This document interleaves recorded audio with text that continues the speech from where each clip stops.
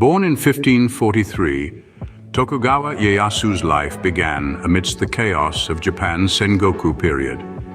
As a young child, he was thrust into a world of uncertainty and danger when he was kidnapped by the Oda clan. His father's untimely murder followed shortly after, marking the beginning of a life filled with betrayals and power struggles. His ordeal continued as he lived as a hostage among rival clans, each vying for control in a land torn apart by war. This tumultuous upbringing, however, was not in vain. It shaped the young Ieyasu, honing his ability to navigate the treacherous waters of feudal politics.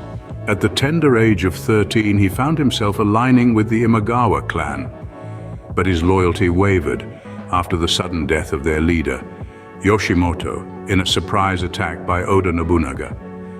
This shift in allegiance was the first of many strategic decisions that would mark his path to power. These early experiences were far from easy, but they shaped Ieyasu into the cunning strategist he would become. As Ieyasu grew older, he became known for his strategic alliances and ruthless choices. He was a mastermind of strategy, often forming alliances with powerful clans only to betray them when it served his interests. One such alliance was with Takeda Shingen, a formidable warlord. Yet when the opportunity arose, Ieyasu turned on him, demonstrating his unyielding commitment to victory. His choices were not limited to the battlefield. In fact, when his own family was accused of treason, he made the unthinkable decision to eliminate them, choosing power over blood. This ruthless prioritization of power over personal ties cemented his reputation. The chess game of alliances, betrayals, and relentless determination forged his path towards ultimate power. Through it all, Ieyasu's cold, strategic mind was a key element in his rise to power. After the death of Toyotomi Hideyoshi, Ieyasu saw an opportunity to further consolidate his power. A power vacuum had formed, and in the world of feudal Japan, such voids were not left unfilled for long. Ieyasu, the ever-strategic and opportunistic leader, was ready to seize the moment. His path to power was not without its challenges, however.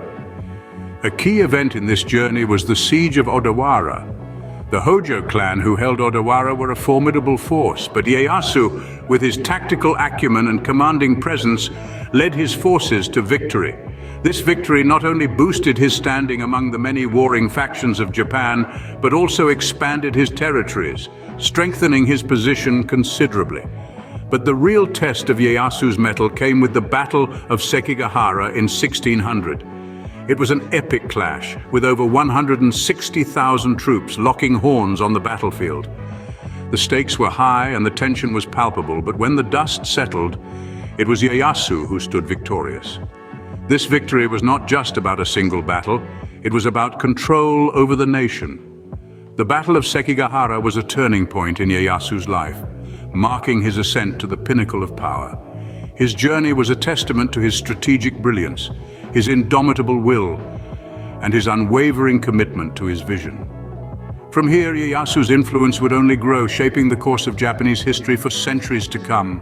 In 1603, Ieyasu was granted the title of shogun, cementing his control over Japan. At 60 years old, he had climbed to the apex of power from the depths of adversity. The Tokugawa shogunate was established, marking the beginning of an era that would be known as the Edo period. The capital was moved to Edo, a city we now know as Tokyo, and it flourished under Ieyasu's rule.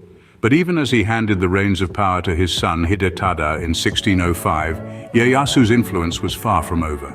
He may have retired, but the call of duty was a siren song he could not ignore.